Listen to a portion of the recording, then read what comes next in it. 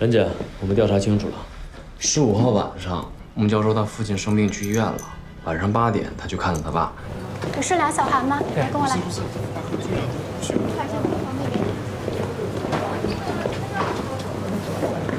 妈，我到急诊门口了啊，我在门口等你。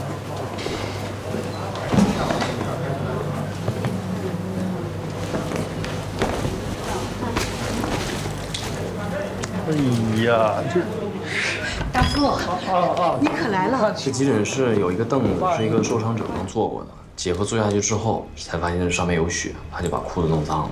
他回家之后才洗的裤子。这个是急诊室的视频，有了这个就能排除姐夫的嫌疑了。晚上7点，孟达夫在什么地方7点，他从酒店出来之后，直接去医院了。？10点之后他去了什么地方？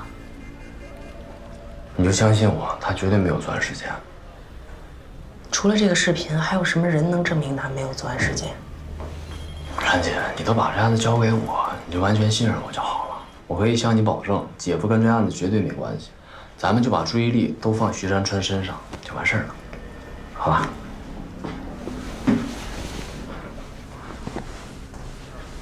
天伟啊，你没结婚吧？没有。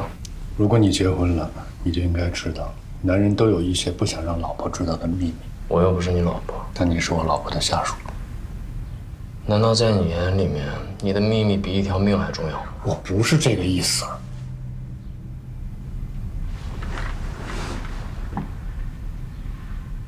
天伟，我向你保证，我跟这个案件没有任何的关系。我答应你，如果你真的跟这个案件没关系的话，我会替你保守秘密，哪怕是出轨。你别乱说话，我没有出轨。那你有什么不能说的呢？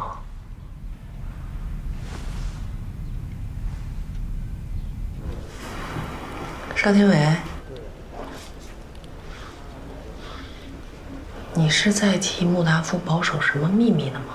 没有，我替他保守什么秘密啊？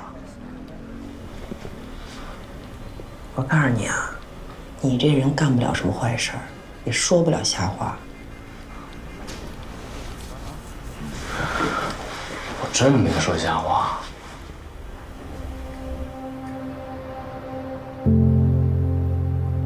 爸爸，哎呀，东东来了，哎，来了。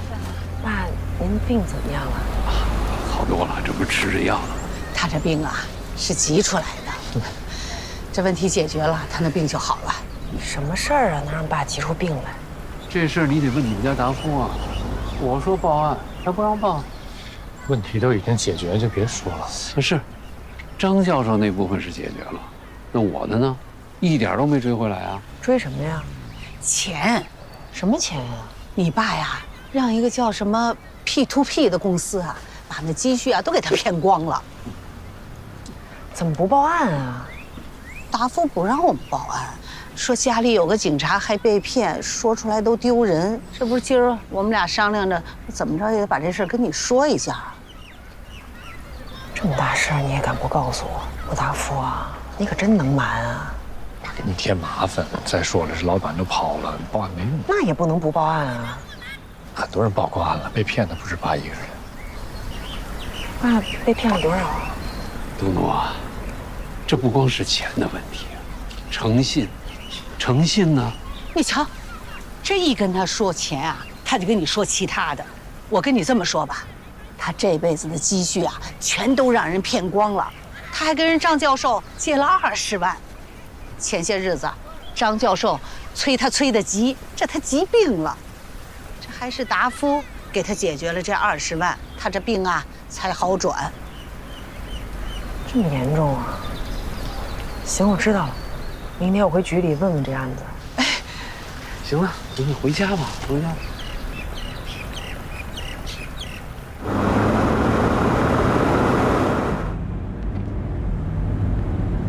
给爸那20万你从哪儿弄的？天伟没跟你说呀？没有，难道他办案不需要跟你汇报一下？没说细节。行吧，那我就把车停了，踏踏实实跟你说吧。我努力。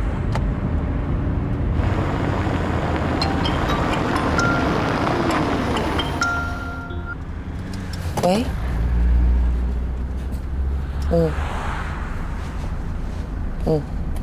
知道了。处理一下工作。喂，今晚几队值班？勇哥在吗？让他等下回给我。说吧。这叫打开天窗说亮话。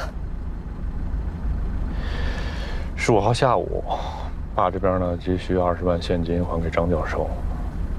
你这也听说了嘛？这钱是被骗的，我不太好意思跟你张口要，想着说跟朋友借吧，就打了几个电话，几个人全都支支吾吾的，我就特别烦。这时候贝珍把电话给打过来了，说是来出差，问我能不能一起吃个晚饭。就是那女作家。对，是那女作家。我说我这边有急事，没法跟你吃晚饭，他就问我为什么。喂，勇哥，入室抢劫那案子，你让文姐把所有口供今晚整理好，务必发给我。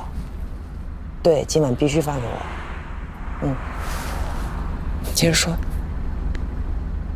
我就把事情的经过一五一十就都跟他说了。他说那这样吧，我去银行取钱，就当是借给你。喂，王局。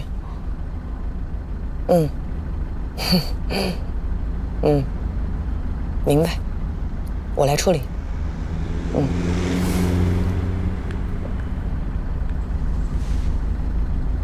人带回来了吗？你跟小平说一下，等下我回去审。还有，你给旺哥打个电话，让他马上回局里。说。然后我跟他约的5点左右在莲湖大酒店见面。我去了，等了一会儿，他人也没来，打电话呢他也不接，发信息也不回，我就更烦了。想着说得了，去湖边转转吧，透透气。这时候被人电话回过来了。说是去取钱的时候呢，手机忘带了，取了钱之后又回到宾馆拿了手机才回给我，结果正好赶上晚高峰，中间还耽搁了1个多小时。贝珍对你不错呀。江湖救急。后来我就跟他在医院见的面，拿了钱呢给爸送上去，又陪爸坐了一会儿，接着就去跟贝珍吃饭，俩人喝了点酒。当是表达谢意吧，反正作业的时候9点多钟吧，最后结束半夜了。行，明天我给你打20万，赶紧把贝珍的钱还了。那不用，我这课题完成之后拿稿费还吧，好吗？你的稿费不就是我的稿费吗？别麻烦外人了，就这么定。赶紧送我回局里。哦，好。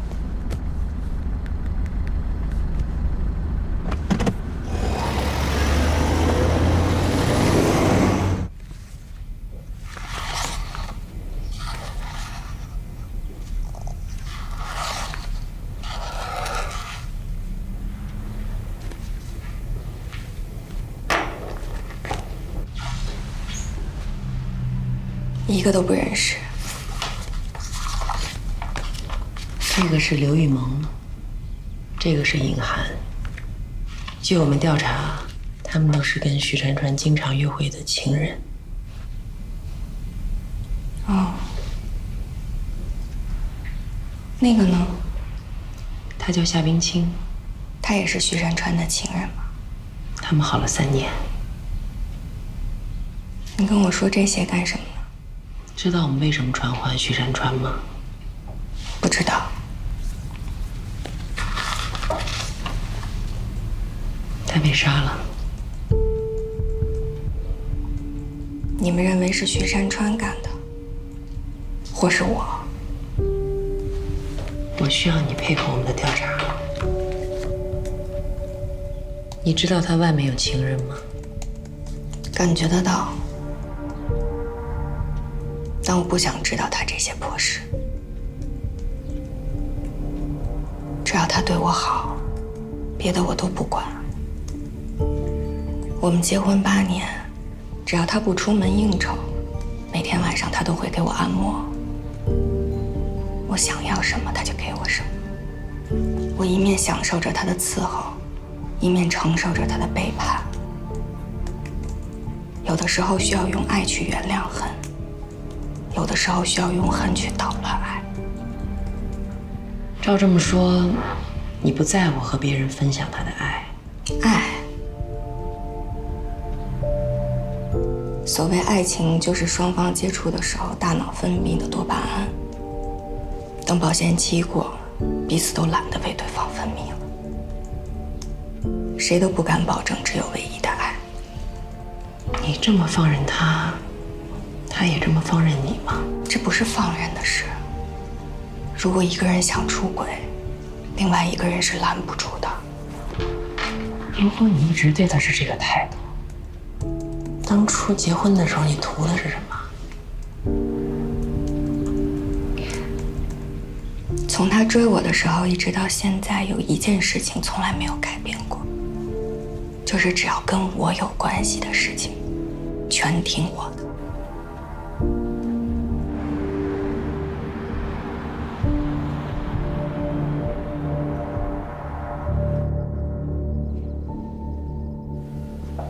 你说他对你百依百顺，能说的具体点吗？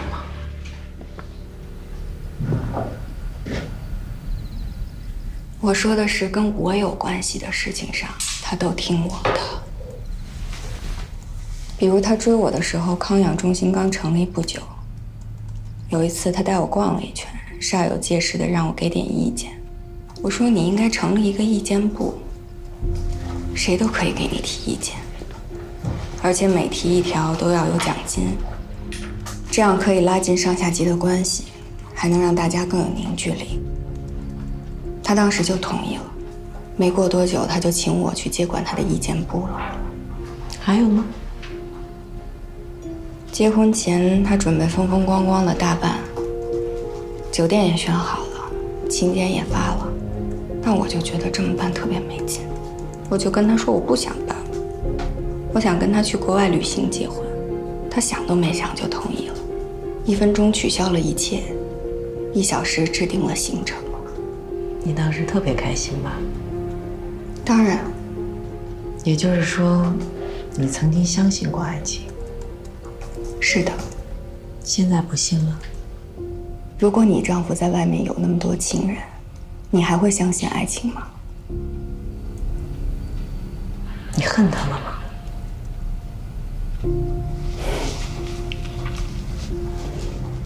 如果对所有看不惯的事情都要去恨，那我早就自杀了。徐山川有可能为了摆脱夏冰清的纠缠作案，沈小莹出于嫉妒，又或者是为了保护家庭，也有可能出手。问题是他们都没有作案时间，邻居、保安、快递员都能证明当晚他们在家。我认为沈小莹作案动机不足，因为她对徐山川出轨不在乎。据沈小莹母亲回忆，沈小莹从小学开始成绩就在班里数1数2。只要成绩下滑，他就把自己关在房间不吃不喝。一个从小被人宠着、自尊心这么强的人，怎么就变成了云淡风轻的佛系？他在装，他读的是心理学专业。虽然他强调毕业后全心全意做家庭主妇，把知识都还给了老师，但他毕竟系统的学习过心理学。有道理。徐山川给沈小莹存的钱、买的房，多到足以抵消任何怨恨。小心贫穷限制了你的想象。如果没有直接的证据，我们只能让徐山川和沈小莹回家。我请求对他们进行24小时监视。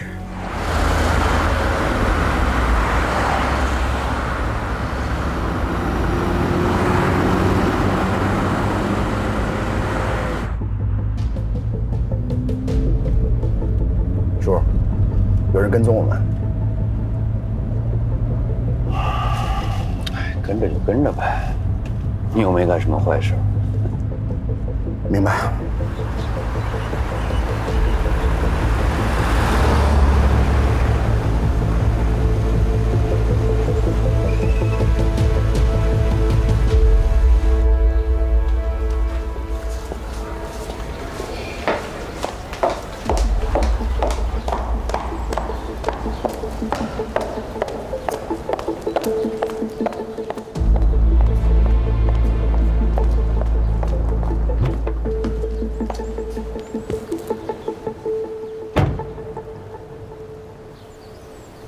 面试那天，夏冰清从包房里走出来的时候，脸上什么表情啊？他当时披着头发挡着脸，我也没看清楚。他们两个人谁先走出包间的？他们俩在走廊上说话了吗？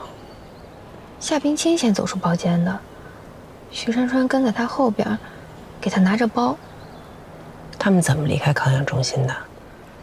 徐总的车停在大堂门口，徐总给他开车门，但他没上去，自己拖着箱子走的。哎，你说你跟他也偷偷好过一段时间了，他有为你拿个包、开过车门吗？从来没有。就是。那3个小时，包房里有什么动静吗？包房的隔音效果挺好的，除了隐隐约约有音乐的声音，其他什么都听不见。别紧张，我会保护好证人的。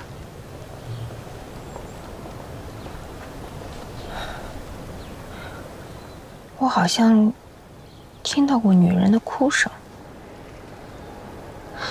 那天我拿着一份急件去找徐山川签字，我推开卡拉 OK 包房门的时候，我听到歌声夹杂着女人的哭声，好像是从卫生间传出来的，但我也不确定是不是哭声。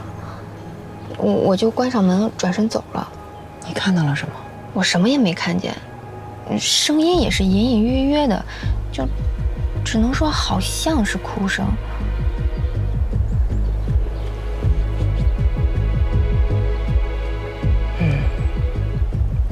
行了，谢谢你的配合，有需要我会再找你。徐总是凶手吗？你觉得他像吗？不像，其实他人挺不错的。我仅仅是了解一下情况，回去吧。好。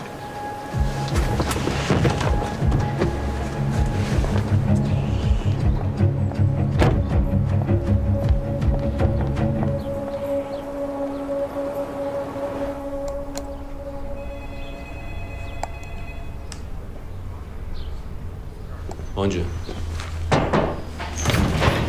王局，你看了晚上关于大康案的议论了吗？没腾出时间看。看看吧，网民比我们还着急，恨不得明天就抓着凶手。市里领导也过问了这个案子，压力很大。我好像看见凶手的脚后跟了。是吗？说说凶手的后脚跟长什么样？我怀疑徐山川在他包房里面把夏冰清给强奸了。如果是强奸，夏冰清为什么不报案？钱，徐山川用钱把他搞定了。也许还有什么其他的口头承诺，比如说离婚了娶她之类的。否则夏冰清没有道理，也没有理由对徐山川不依不饶。你的意思是不排除强奸是谋杀的起点？要不说您是我师傅。咱们设想一下啊，如果说徐山川找人把夏冰清杀了，那夏冰清手里一定有让他身败名裂或者让他坐牢的证据，这就是杀人动机。证据呢？这不正找着呢吗？夏冰清唯一的人证已经闭嘴了。如果徐山川咬紧牙关，你又找不到新的证据，怎么定他强奸？开会的时候和领导汇报，我怎么说？您放心，我们一定努力，一定努力。我知道你们很努力，但是努力得有效果才成。老是没进展，领导说要换人，我可没辙。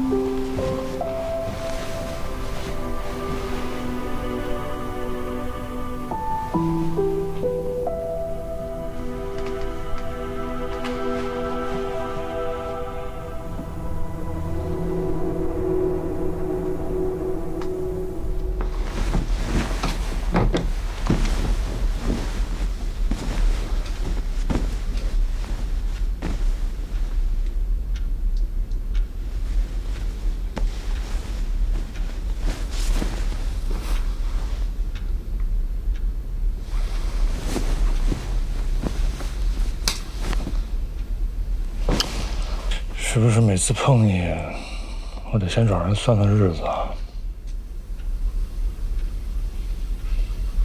好烦。具体的烦，抽象的烦啊。表面上是1、2件事情引起的烦，但这2件事情引发了更大面积的烦，就像被虫子咬了一小口就引发了全身过敏一样。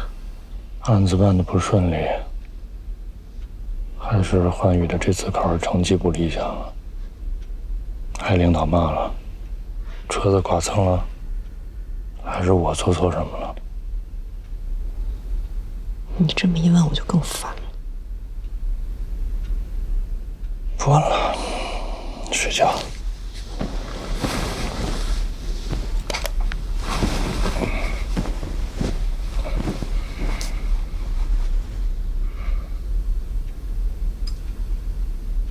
我在调看莲湖大酒店徐山川开房记录的时候，顺手输入了你的名字。我发现你在莲湖开了2次房，一次是上个月20号，一次是上上个月20号，准的就像来例假。因为这个房啊，嗨，那房间看来是跟小胡他们打牌的。你确定？不信查监控去。监控保留不了那么长时间。你要是没把握，可以再回答一次。喜欢听我重复啊？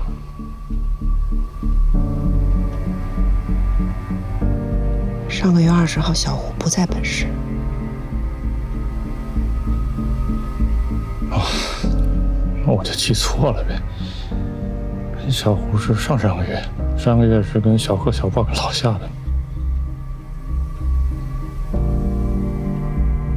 又骗我？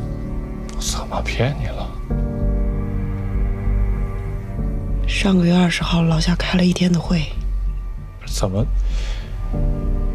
连我的朋友你们都一同监控了？用得着监控吗？看看他们朋友圈就都知道了。哦，那就是跟小谢呗。我就这么几个牌以后，日子久了我气串了。你再好好想想，投案自首会从轻处理。拜托，我是你老公，我不是案犯。老公不说实话就是案犯。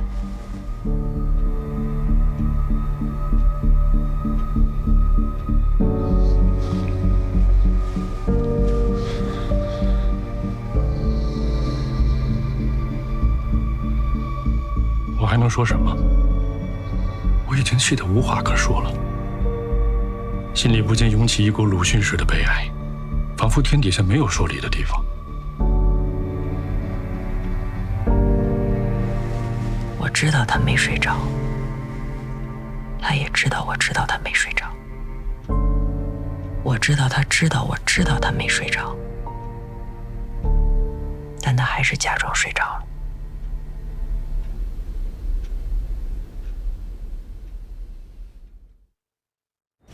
不用走了啊，拜拜，拜拜。慢点开啊。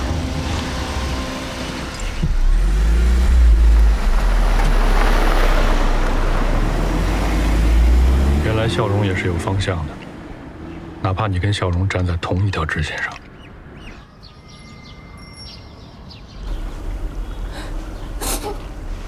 凶手是哭不出来的，只有你们说真话，才能帮助我们破案。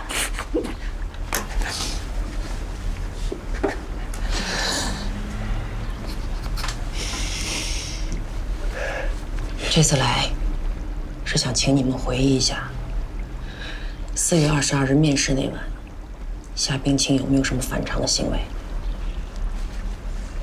其实也没啥反常的，孩子就是高兴，高兴的哭了1天1夜。怎么个哭法？把自己关在房子里边。高兴怎么是哭？喜极而泣，因为他终于可以到北京工作了。除了那晚，后来他有没有还在你们面前哭过？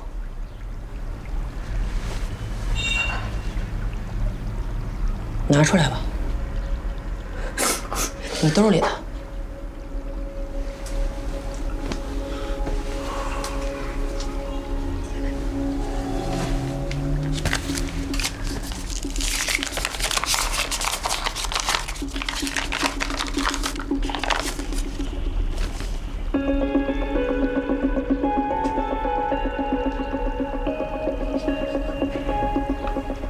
为什么没早点把这封信交给我们？因为她没有成为我们想要的女儿。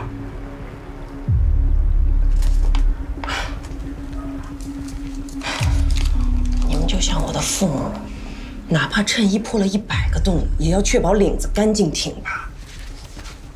人都死了还说假话，哪儿来的底气呀？今年年初，他回来，待了几天。我们领他去看他的爷爷奶奶，他才跟我们说了实话。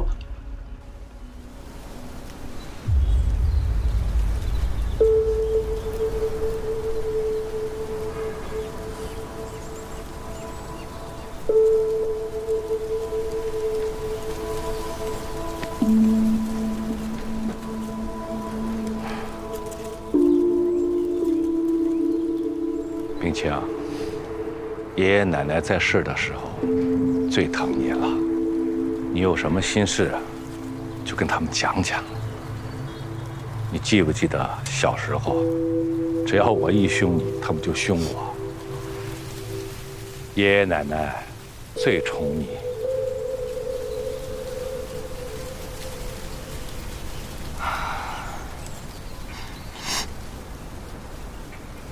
爷爷奶奶，我跟一个人好了，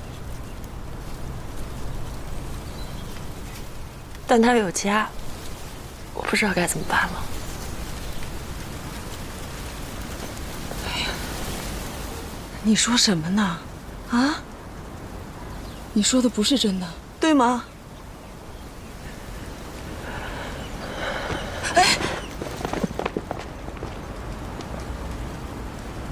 告诉你啊，你必须离开他，重新找一个。你觉得这件事儿就像你说的这么简单吗？啊？我不管简单还是复杂，我的女儿不可能给别人当小三。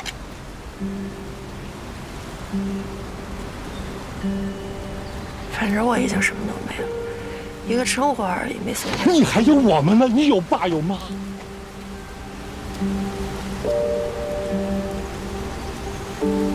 啊，我还有你们。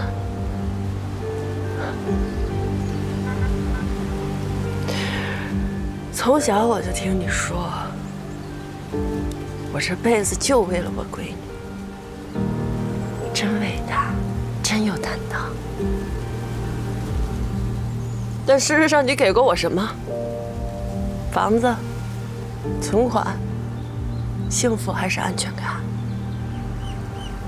别说了啊，咱们回家再说这事儿，别跟爸爸这么说话。我给了你生命，我把你养到这么大，没有我行吗？啊！我谢谢你，多亏有了你。没有你，我怎么会上不了大学？没有你，我怎么差点就嫁给李小伟了？没有你，我怎么会给别人当小三？别说了，冰清，听话。你不要脸！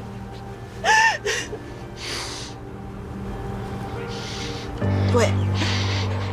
就是不要脸，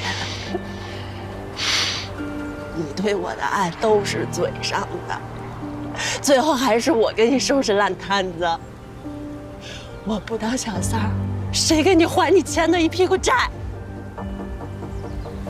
你现在刚把屁股擦干净，掉头就站在道德制高点上谴责我是吗？你别忘了，你的屁股是我给你擦的，是我在替你的无能买单。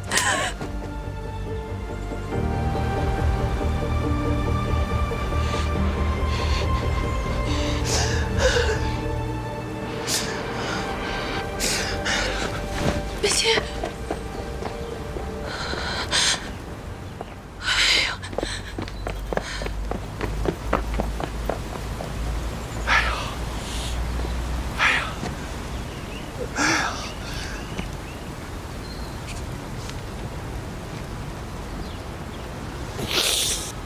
我竟然动手扇了他一巴掌，我不知道他会遇害。我要是知道，我宁可伤我自己。我现在后悔啊！第一次我问你们，你们说他上次回来没什么异常，有说有笑还唱歌，你们知道你们耽误了多大的事儿吗？ 你们把我们破案最宝贵的窗口期给耽误了。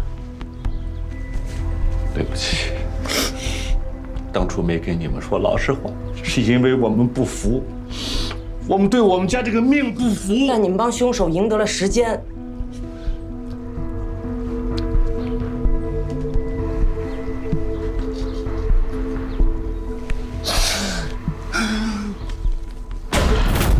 这是莲湖大酒店丢失的2个救生圈。 丢失的具体时间不详，酒店怕人不慎落水，在栅栏边上配备了10个救生圈。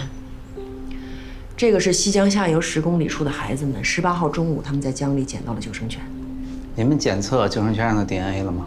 测了，救生圈被水冲刷，又被7个孩子的身体轮番摩擦，没有在上面提取到犯罪嫌疑人或者死者的 DNA。你怀疑这2个救生圈是运送夏冰清尸体的工具？是。 我怀疑案发的第一现场就在莲湖边，可是我们又重新勘测了桥下水域和河流，并没有发现任何有用的线索。所以啊，推理再次沦为推理。我感觉有点对路了，你们还得继续努力。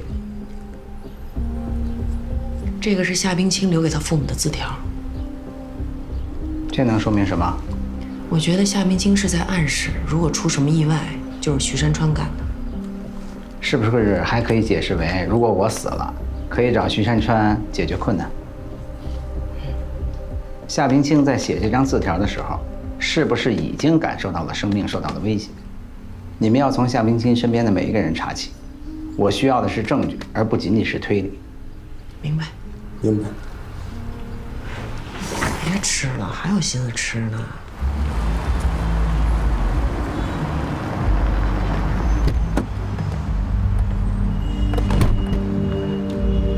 谢谢。走吧。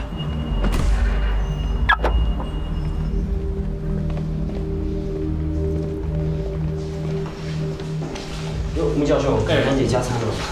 好几天没回家了。妈妈，你怎么来啦？我来给你送饭。哎呀，谢谢宝贝。可是妈妈已经吃过晚饭了呀。 吃过了也得吃，不然爸爸就白做了。我看看给我送什么好吃的了。哎呦喂，我来，还热着呢，我来。哎呀，看看还有什么呀？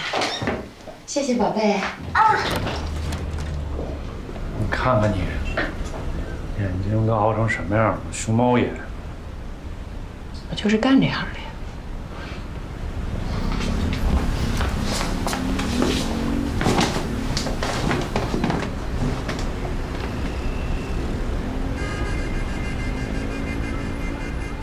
有眼熟的吗？诚心的，在上面那个见过，在莲湖大酒店的大堂吧。不但见过，你们还对了几眼。没什么特殊意义啊，你别在这儿瞎敏感。哎，我给你的钱你还给贝珍了吗？好了。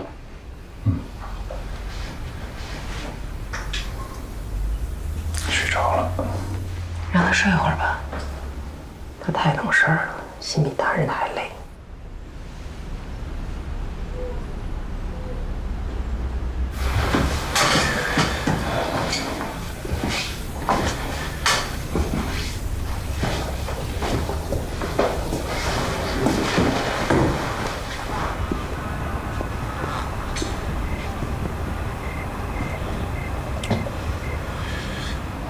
你解释一下我开房的事儿。回家再说吧。我现在需要清空脑袋想案件。那你回家呗，洗个澡，睡一觉，放松放松。今天回不去，明天再说吧。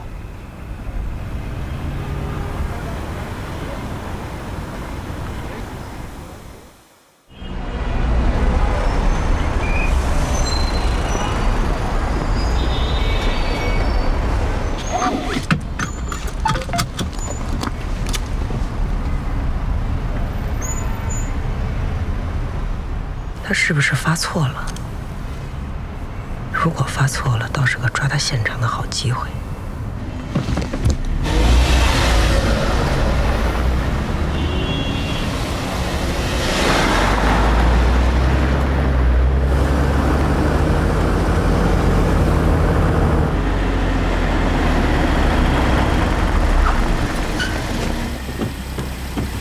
欢迎光临莲湖酒店。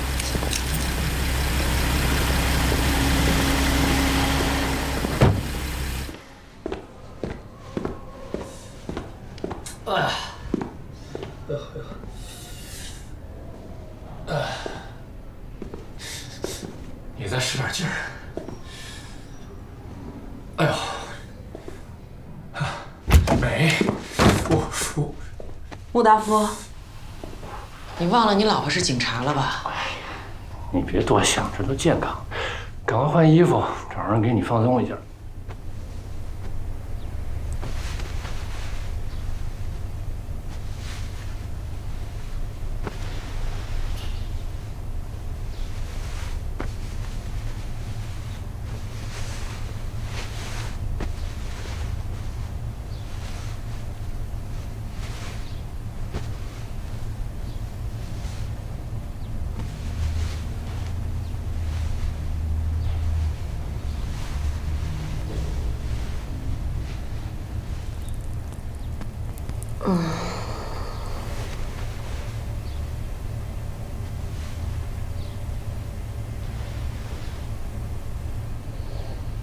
没想到你这么会享受。情况就这么个情况，你知道的。前几个月我写论文、搞课题，腰酸背痛的，所以呢，就在这儿开房，做了2次按摩。为什么不去负一楼？这楼下那环境搞得跟邪教似的，你愿意跟那儿待着吗？为什么说去打牌？说多了，我怕你脑子烧坏了。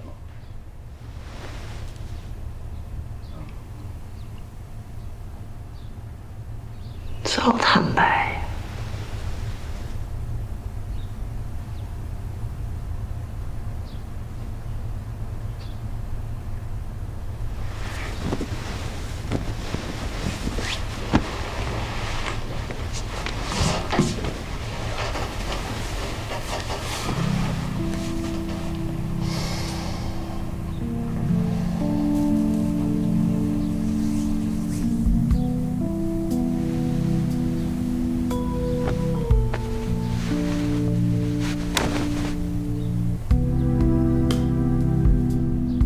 是不是每次按摩后也干这事儿了？说什么呢？你人这是正规的，再说我这身份能干这事儿吗？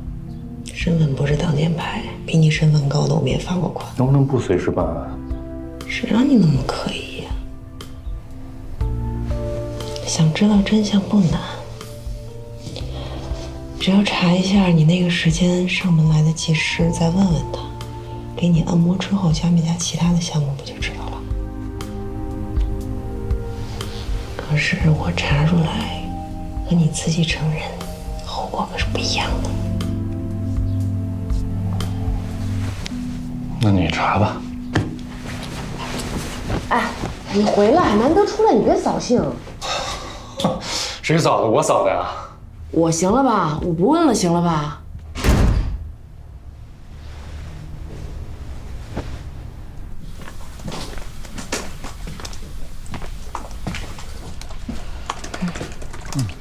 放桌上。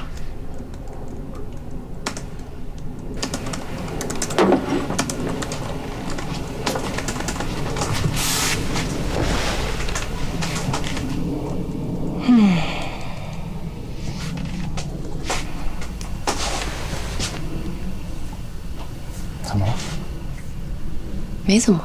啊。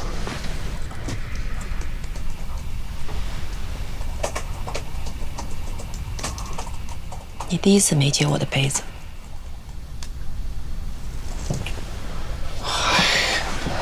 我这正写东西呢，你也不能一边打字一边接东西吧？可你以前再忙都会接。你真的变了。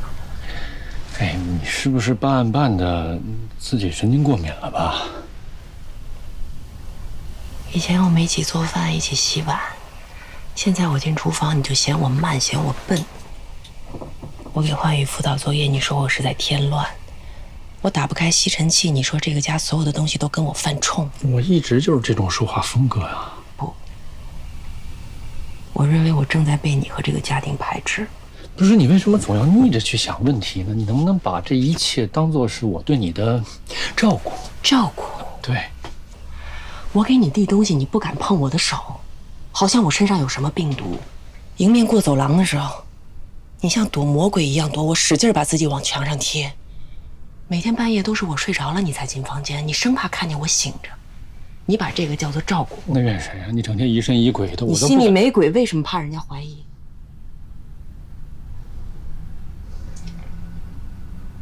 明明是你开房说不清楚，怎么变成你有理？我没理，我有罪行吗？我不想说了，行吗？我错了。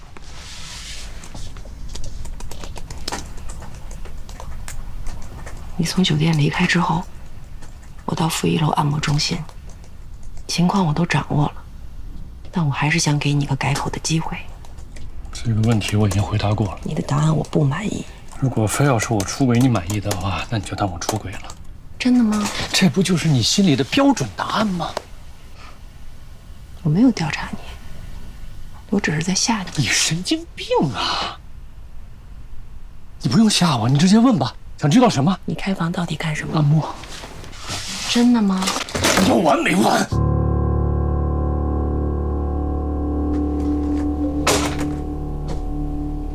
你用不着这样，我都看见了。你又在给那个美女作家写评论，5年了，每年写1篇。你写那个评论比他那个破小说都长。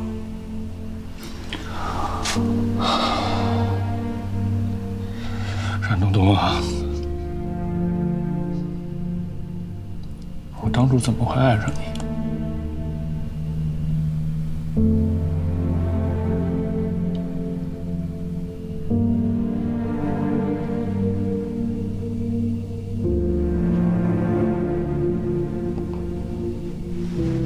我也纳闷儿，